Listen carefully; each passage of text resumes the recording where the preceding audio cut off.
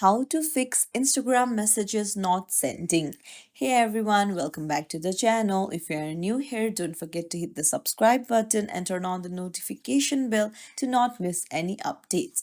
So, I'll provide you some of the solutions. So, the first one is it might be your internet issue. So, to check your internet speed, go to your Google Chrome or any web browser, and then on the search bar, search for fast.com, and then this will automatically check your internet speed for you.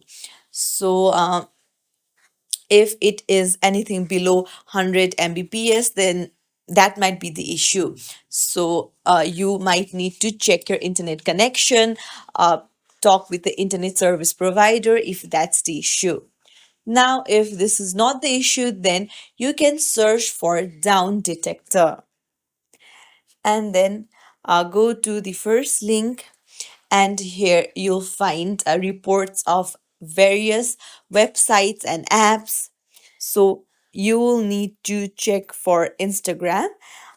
Just search for Instagram, tap on it, and see the reported outages. So if it's the Instagram's problem, then you will need for it to get fixed. So uh, this is another step. Another one is you can go to your settings and then go to general and then tap on iPhone storage.